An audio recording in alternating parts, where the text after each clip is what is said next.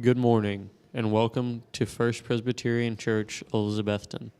This morning's service is recorded and live stream broadcast on our church's YouTube channel, which can be found at fpcelizabethton.org.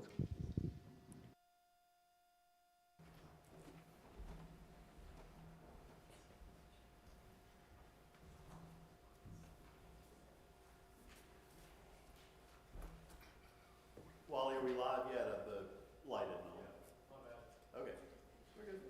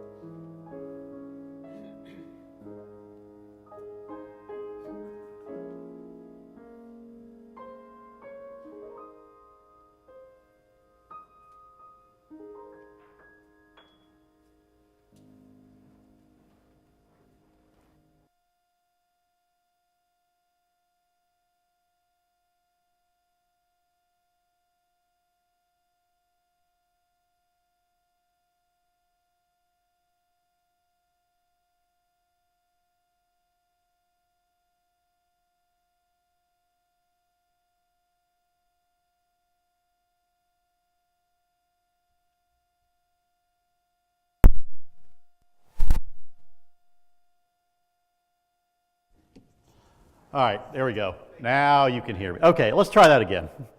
In the name of the God who created us, in the name of the Christ who teaches us, in the name of the Spirit who journeys alongside us throughout our lives, welcome home, children of God. Peace be with you. Good morning and welcome to First Presbyterian Church this morning as we gather together as God's people in God's name. It is wonderful to be here. I welcome all of you here, whether you're joining us here in person or online. If you are here, would you please take a moment and sign those blue friendship registers? They're on the inside aisles. If you're online, if you'd sign the YouTube chat. We ask everybody to do that because at the end of the service, we'll tally up everybody who is here in worship, everybody who's online. However many people are in worship this morning, in person or online, we give $1 for everybody worshiping to a different ministry each week. Today is a third Sunday of the month, so our recipient of that offering is Shepherd's Inn. It is a shelter here in Carter County for women and children fleeing domestic violence. So just by showing up to church today, you are helping to support the work that Shepherd's Inn does, and I thank you for the gift of your presence today. Couple of quick announcements. March the 10th, which is, 3 weeks from today, is our next joining Sunday. We do that once a quarter, but if you are interested in joining the church, see me, see Delana. Where's Delana sitting? Oh, that's right, behind me, in the choir. We'd be happy to talk to you about that. We do that once a quarter, but our next one will be March the 10th. This Thursday, TWJ, Thursdays with Jesus book group, will not meet. Instead, what we're going to do this week is provide lunch for students at Emmanuel Seminary right down the road. Where's Suzanne? We have everybody signed up, like we have all the slots filled for that, or do we still need food? Almost, but I think we're good. Okay. We've got 3 people that are going to bring things to church and meet me, so be here around 10 if you can, because we're going to leave at 10:15. Yep. So we'll meet here. We'll follow Felix over. He's going to show us where to park. We'll get to have lunch Thursday morning at 11 with students and hopefully have a great time. Yes, and if you have a bowl that you expect back, please put your name on it if you can, and I'll have them down in the kitchen next Sunday. I picked this up in our fellowship hall last Sunday after the benediction. I don't know if anybody who was here last Sunday left this or if it might have been from another event, but if this belongs to you, see me, like to get it back to its owner. The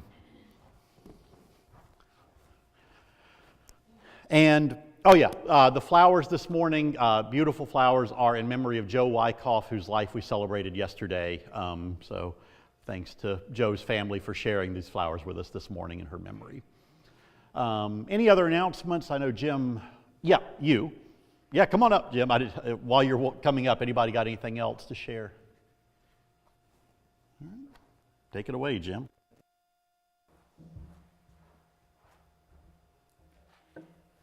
Good morning, church family. How you doing? Good morning. We are starting Lent. It's our great hour of sharing, build up and information again.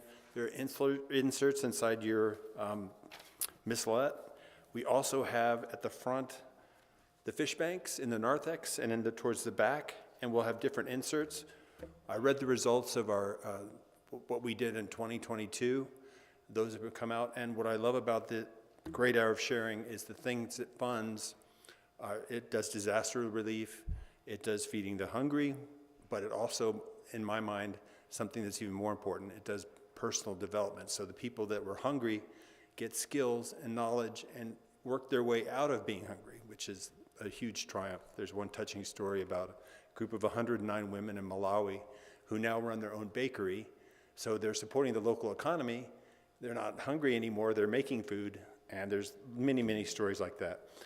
There's different ways to give. If you have one particular thing you're very passionate about, the Presbyterian Giving Catalog lets you directly allocate your funds to that thing. There's a lot of children that are displaced in the world right now. For instance, in Lebanon, there's a lot of refugee children that have no school supplies.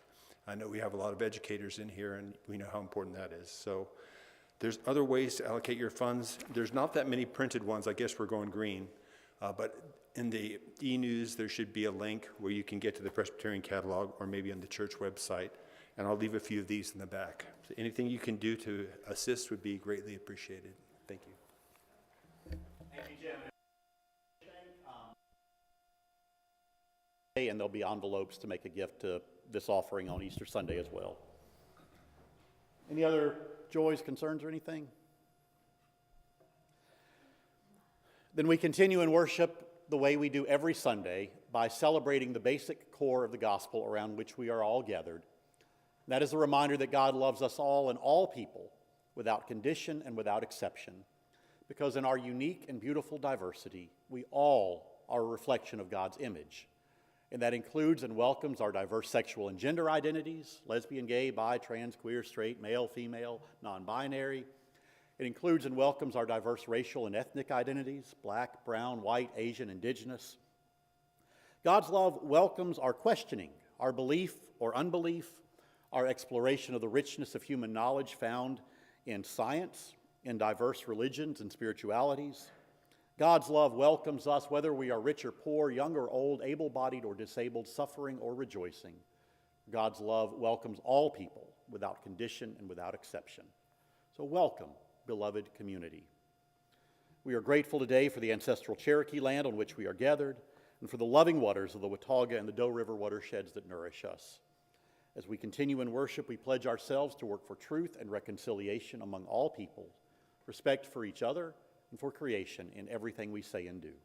So let us worship.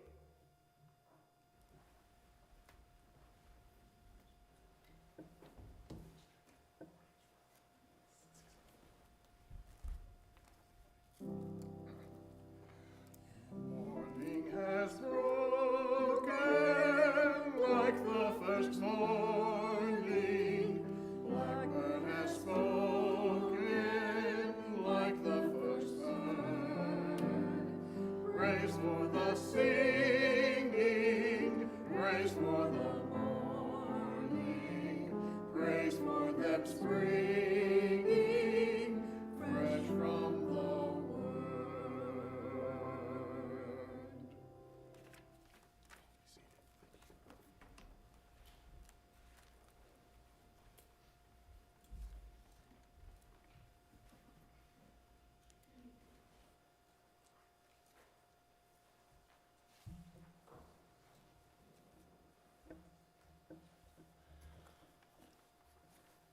Our invitation to worship is a poem called The Bright Field by R.S. Thomas. And please join me by reading the bold print.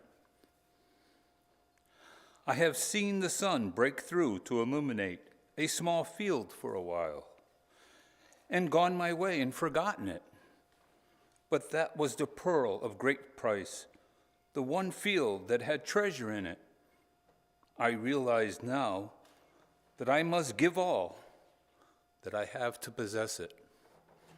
Life is not hurrying to receding future, nor hankering after imagined past. It is the turning aside, like Moses, to the miracle of the lit bush, to a brightness that seemed as transitory as your youth. But it is the eternity that awaits you. Please turn now to hymn 166, Lord, who throughout these 40 days.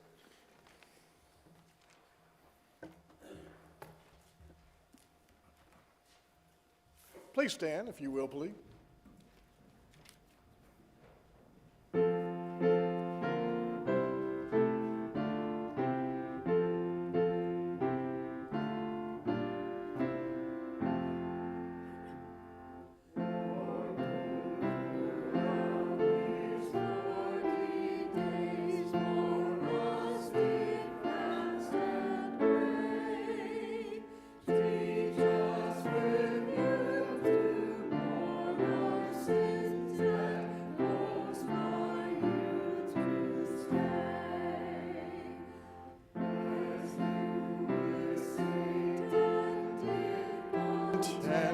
And did the victories win?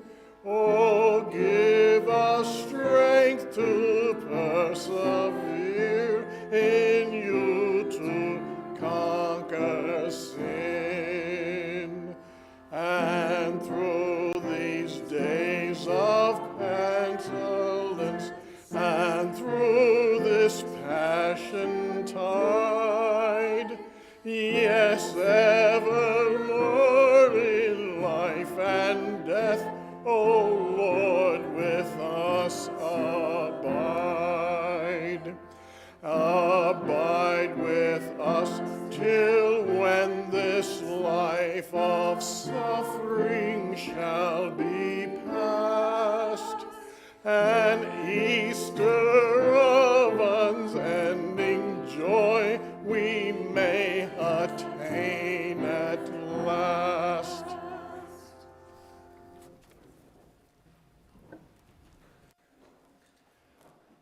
I invite you to, all of us, to take a moment and greet one another, share the peace of Christ, hug, handshake, high five, whatever you're comfortable with. If you're online, enjoy the slideshow of smiling faces. Peace be with you all.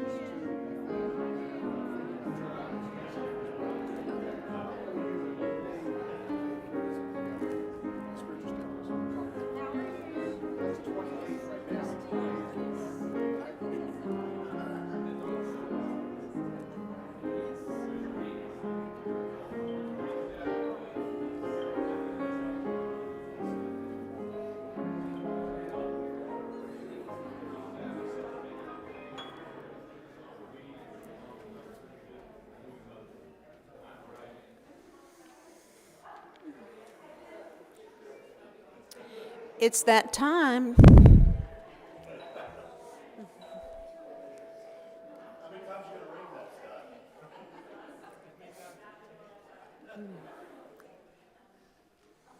Spring is popping out all over.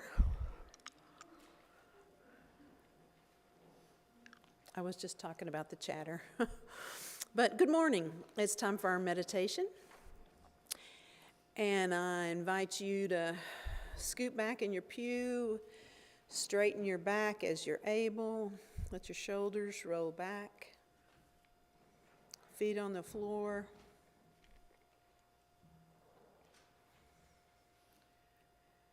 And take your attention to your breath.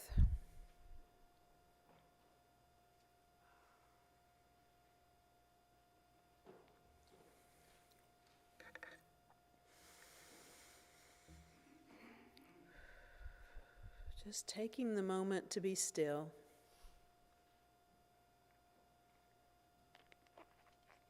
And I want to share something that came my way this week as we're beginning Lent.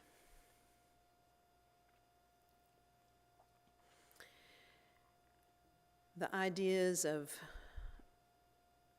giving up something for Lent, something near and dear like chocolate, those have been around for a long time. And I expect by now you've seen suggestions such as embracing kindness or refraining from harsh language or feeling or tones. But the one that caught my attention this year is to take 40 days as a break from my unending, ever-present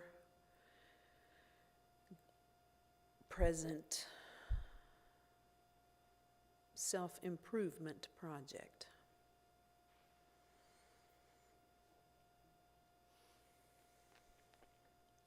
And maybe that might resonate with some of you.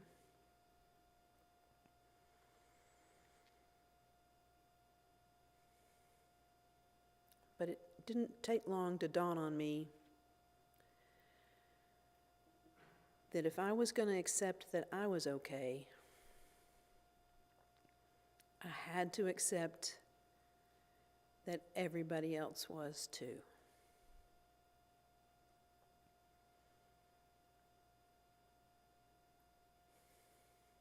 So the best way I know to attempt such a feat doesn't have to do with my thinking, but simply being present.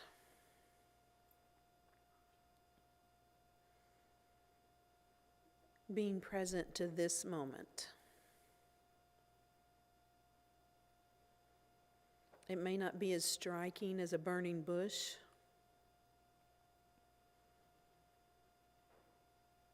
but it's all I have.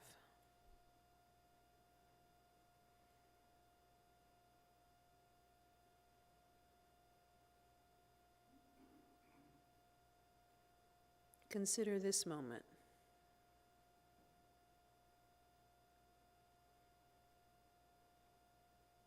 Watching your breath.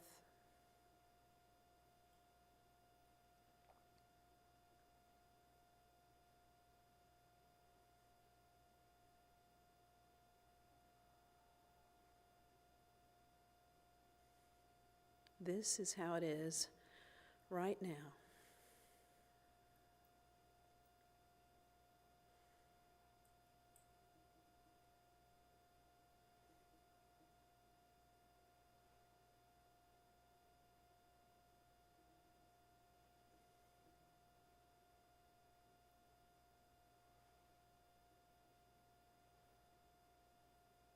Maybe as you catch yourself thinking,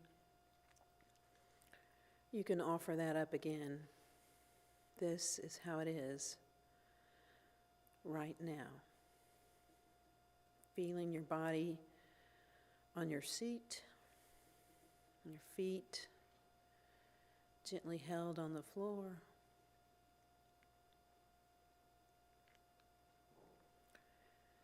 Your chest rising and falling with your breath.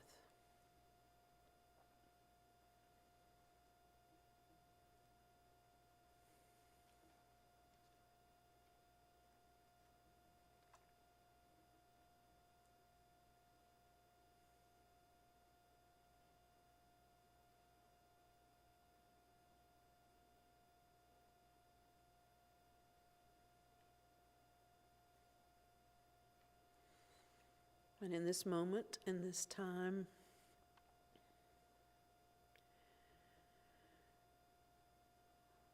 we are all good enough.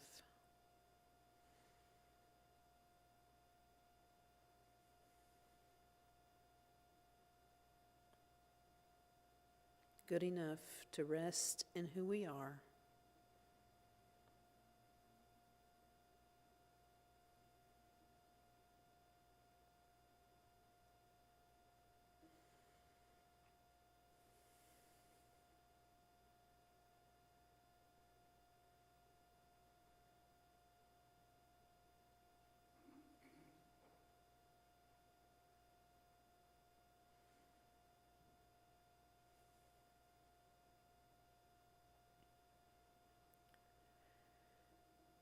Resting in gratitude for our lives,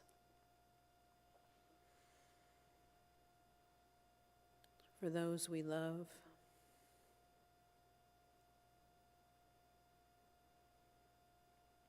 for those who love us,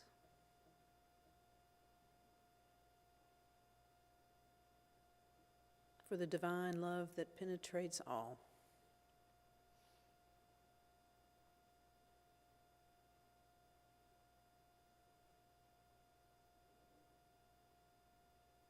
Always present, always available.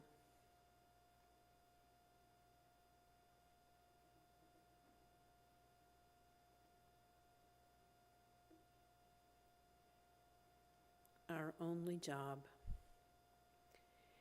is to notice.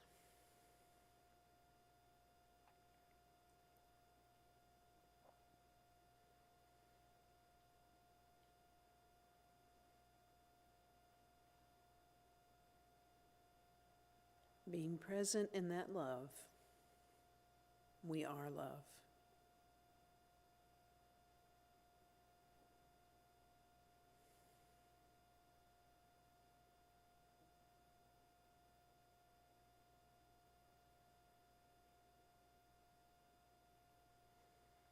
And this is how it is right now.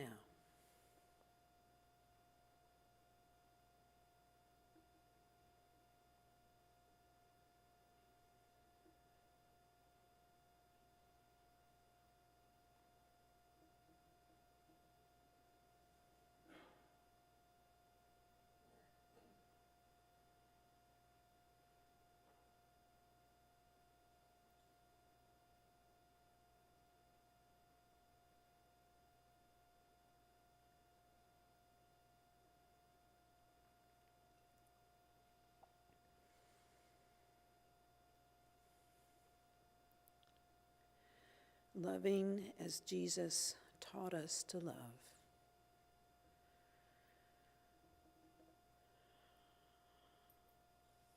Blessed be. Amen.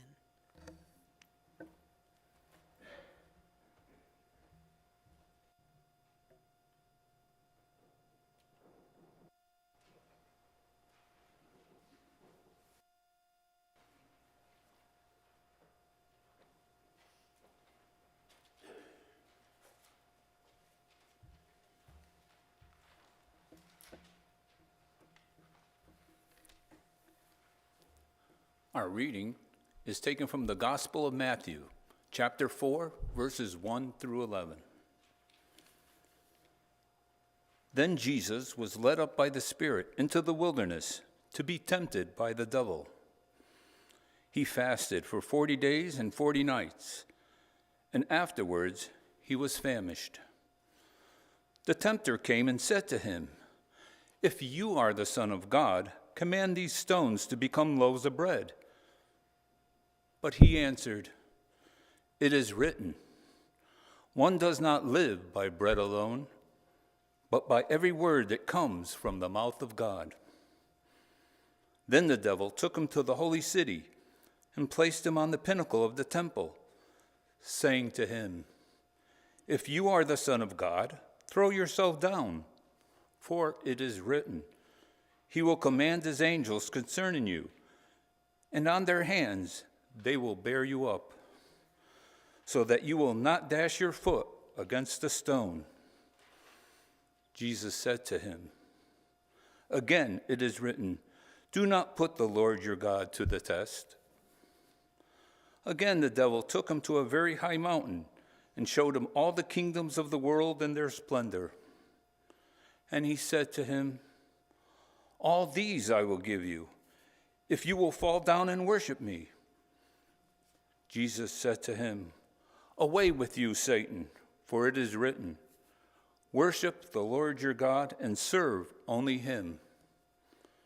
Then the devil left him, and suddenly angels came and waited on him.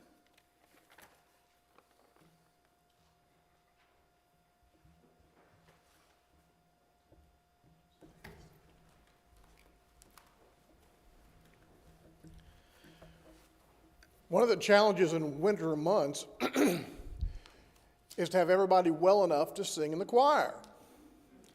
And this Sunday, we are so grateful that these four are well enough to sing in the choir. But the other 4 and 5 are not. So good morning, choir. So we're going to sing, and you might as well get used to it, because Roddy, give them an F. I want everybody, we're going to be the choir this morning. So sit up in your seats very nicely. I'll have you stand in a few moments, but let's everybody sit in their seats. Now take a breath through the nose. Hold it. Take a little bit more. Hold it. Expand that chest. Out of your mouth, let it go out. You did well. Give me the F one more time. The lips, the teeth, the tip of the tongue. Say that with me. The lips, the teeth, the tip of the tongue. Again, the lips, the teeth, the tip of the tongue. The lips, the teeth, the tip of the tongue. The lips, the teeth, the tip of the tongue. The lips, the teeth, the tip of the tongue. The lips, the teeth, the tip of the tongue. The lips, the teeth, the tip of the tongue. The lips, the teeth, the tip of the tongue. The lips, the teeth, the tip of the tongue. The lips, the teeth, the tip of the tongue. You almost did that pretty good, except you don't want to get excited. Put a little Baptist thought into it, and you'll be just fine, okay? So I'd like for you at this time to turn your hymn books to number 339. Actually, just turn it over to 340 to start with. I'm going to have you stand if you're able in just a moment. And I'm going to tell you throughout where we're going to go from 340, we're going to flip back to number 339. So get ready to flip back from 340 to 349. This is Black History Month. We're going to commemorate that to this morning with all of us singing 2 songs. One, of course, the first one will be "This Is My Song." I'd like for you to follow me. I want you to sing when I want more noise. I want it like this. I'll let you know. When I want to calm you down, I will. And guess what? The ladies start this out. So let's start this, and then I will. When we turn back, I'll tell you when to turn back to 339. And I will tell you what we're singing and when we're singing it. Are you alert? You are now, aren't you? So if you will, if you're able, please stand with me. Let's have joyful music together as we do the anthem this morning. 340, ladies only.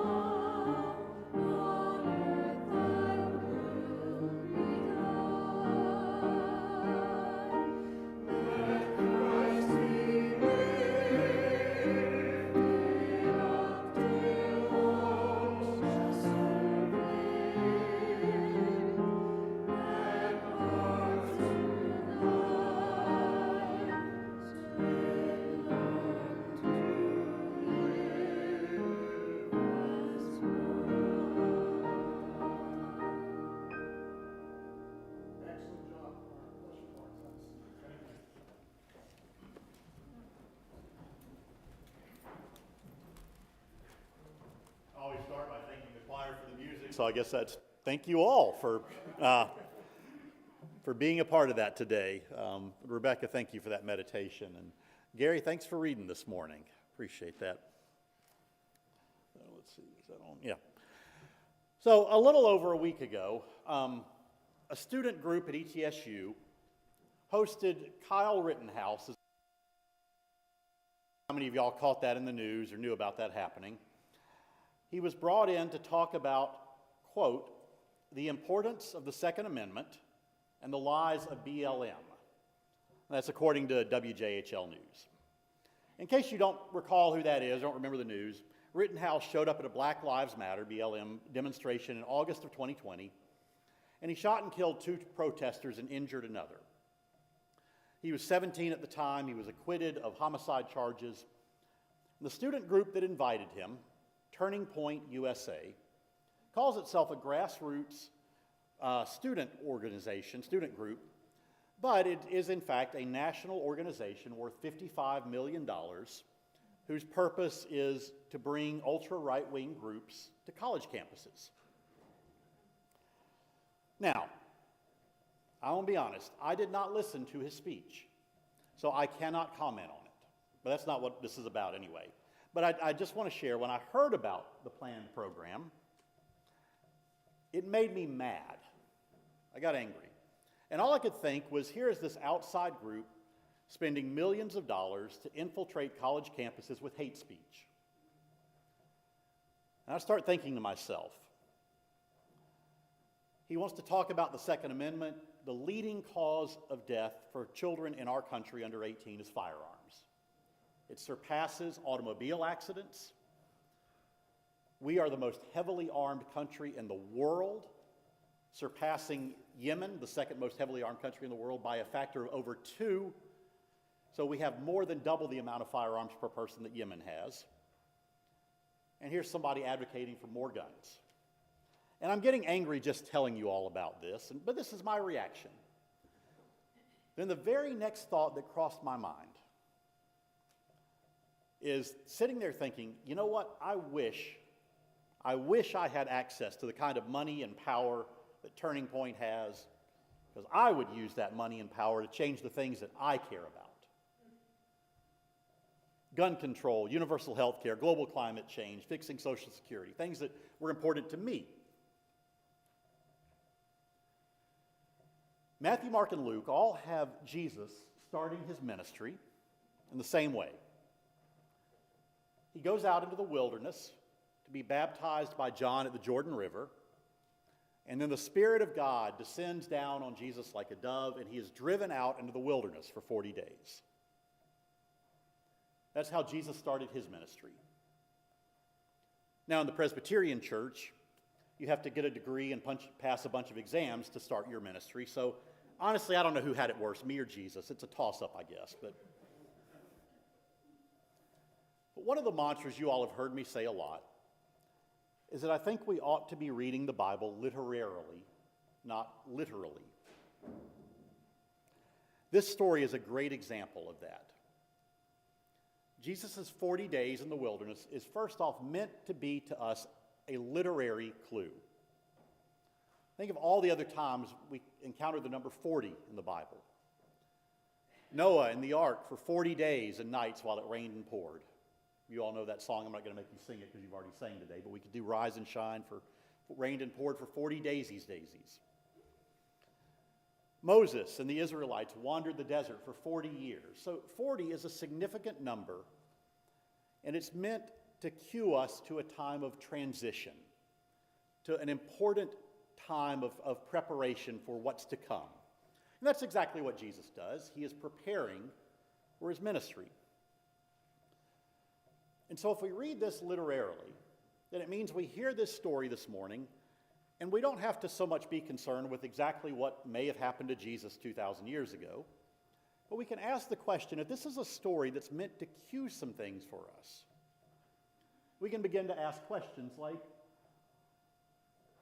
what can we take from this for how we think about the way we live our lives? What transitions might we be in? What did Jesus deal with in this story, and what do we deal with in our own lives? That's the whole reason the church observes Lent, like Rebecca talked about a little bit in the meditation this morning. Lent is 40 days. It started last week on Ash Wednesday. It continues to Maundy, Thursday. You don't count Sundays, but if you count it up, you get 40 days. And we're encouraged to give up something, chocolate or meat or whatever, so that we can symbolically fast with Jesus. And we typically read a temptation story, Matthew, Mark's, or Luke's, on the first Sunday of Lent each year. That's what today is. Mark's story doesn't go into detail about what the temptations were that Jesus faced, but Matthew and Luke both do.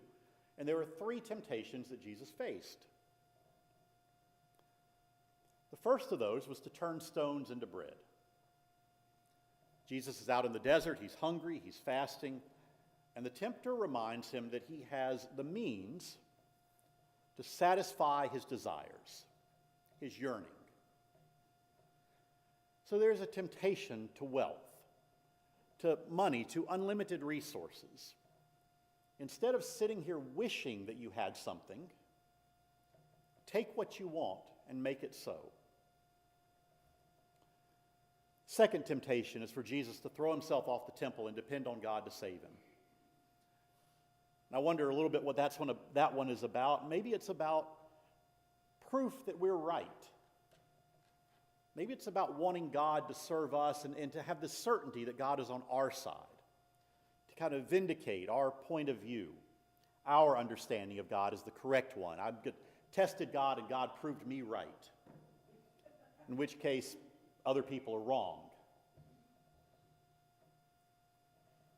The final temptation is to have power over the nations. That one fascinates me because apparently that power already belongs to the tempter. It says it's his to give, and he'll give it to Jesus if Jesus just bows down and worships him.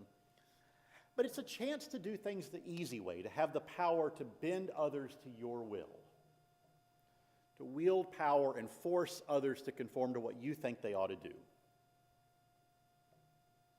All 3 of those things, the temptation for resources, for power, the temptation to be right, to have my point of view vindicated, all of those things went through my head this past week, thinking about how I wanted to respond to the Rittenhouse event. And then it clicked for me, they sounded an awful lot like the temptations Jesus faced. And I know those are not the only temptations that we face. And in all the years that I have given up something for Lent, it's almost always been a growth opportunity and learning experience for me. So it's a good thing to do, a good practice if you're interested in doing that. But I noticed that the temptations that Satan or the tempter used to challenge Jesus, they're not the typical vices that I think of. Lust, gluttony, greed, so forth. They are temptations of self-delusion. Temptations to think that we wouldn't be corrupted by power or money or proven right and others wrong. Temptations to think that while others might fall prey to those things, we won't. We're better than that. And whether or not you think that Jesus might have been the incorruptible exception, Jesus didn't seem to think so. Or maybe he also realized that even if those things didn't corrupt him, they would certainly create barriers between him and others, making it harder for him to be in relationship with them. And to be honest with you, I think the institutional church is seeing exactly that in our decline after centuries of having a good bit of power and money and claiming to be the arbiters of divine truth. We had those things. We had money. We had power.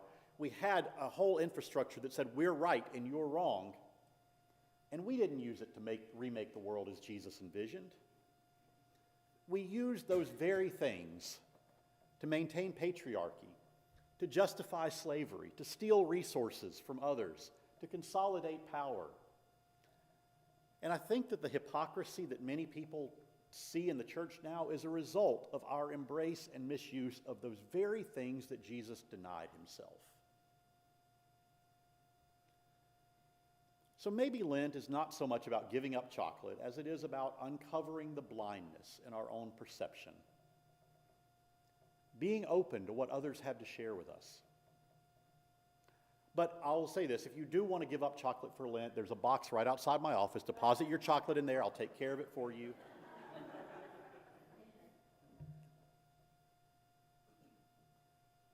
Giving up something, thinking about that, is not just a practice in the Christian tradition, by the way. One of the central tenets of Buddhism is that life is suffering.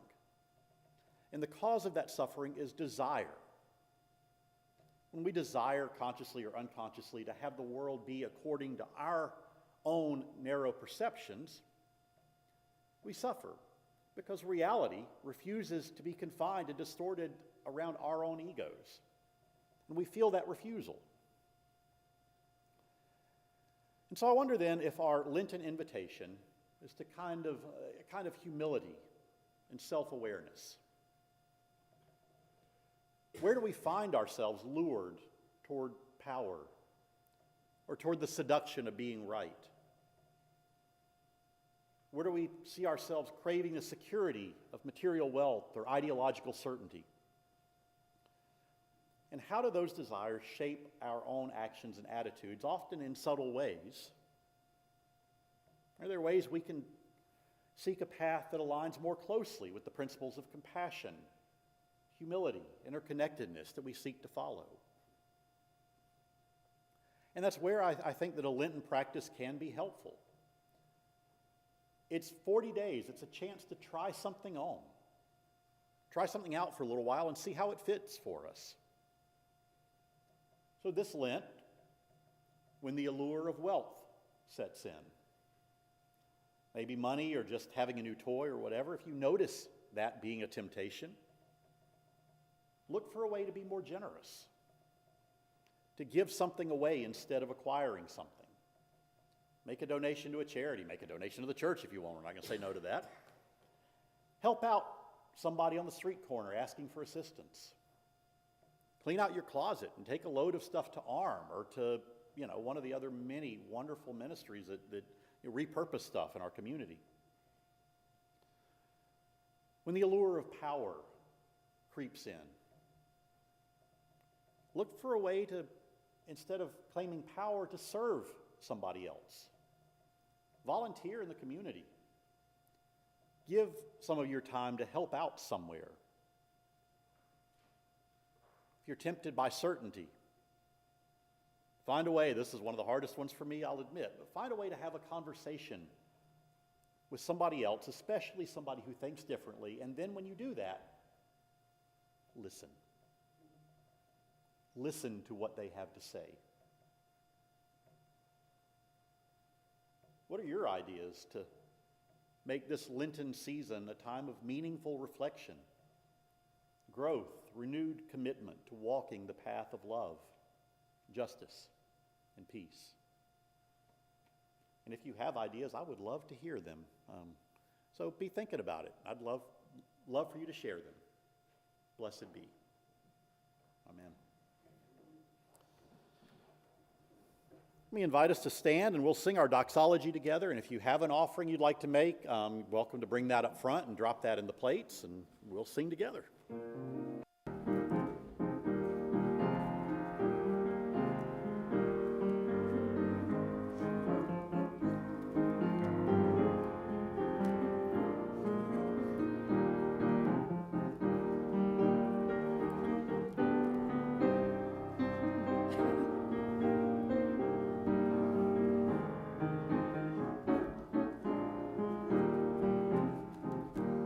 Glory to God.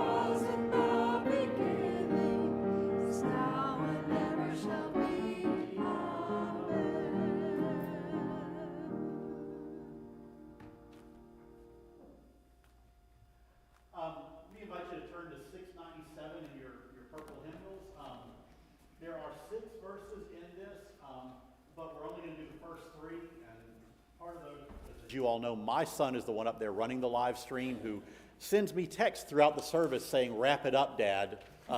You're preaching too long."